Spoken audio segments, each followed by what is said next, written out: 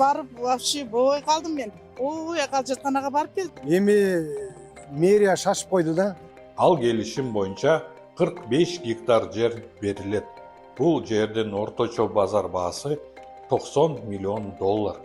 Башкача айтканда 8 миллиард сом. Санкциядагы олигарх Роман Абрамович инвестиция салганы белгилүү болду.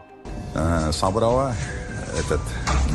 Меня очень радует, что вы выбрали свой путь, Садыр Жапаров болсо жана анын айланасы шектүү инвесторлорду чакырып чет элдиктерге мамлекеттик жерлерди таркатууну улантууда.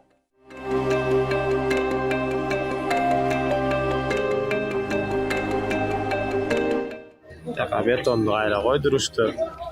24-жылдын күзүндө Бишкекте ызы-чуу болду. Западный автобекети жабылды. Эл шашылыш көчүрүлдү. Ал эми жаңы жай даярда эмес болчу.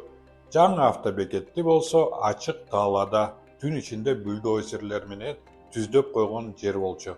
Эч кандай эскертүү жок, эч кандай түшүндүрмөсү жок. Элдерди шаардын сыртына кууп чыгышты. Ажатканасыга барып вообще болбой калдым мен. Ой, акалжатканага барып келдим. Эми мэрия шашып койду да.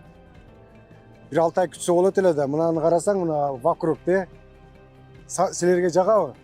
Бул автобекет шаар үчүн маанилүү борбор болчу. Күн сайын миңдеген адамдар ушул жерден сапарга чыгышчу. Эми болсо башаламандык, пробкалар. Автобустар токтоп калды, эл наразы. Суроо көп, жооп жок.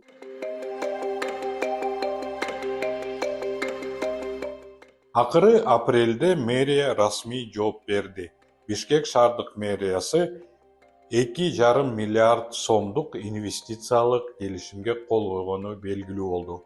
Ал келишим боюнча 45 гектар жер берилет. Бул жердин орточо базар баасы 90 миллион доллар. Башкача айтканда 8 миллиард сом. Бул тилкелердин ичинде Западный автобекет, Жаштар паркы, Октябрдын 40 жылдыгы паркы жана тазалыктын базалары бар. Ал жерде болсо мейманканалар, элиталык батирлер, бизнес борборлор курулаарын айтышты. Ал эми парктар жөнүндө болгону көрктөндүрүү деп гана жазылган.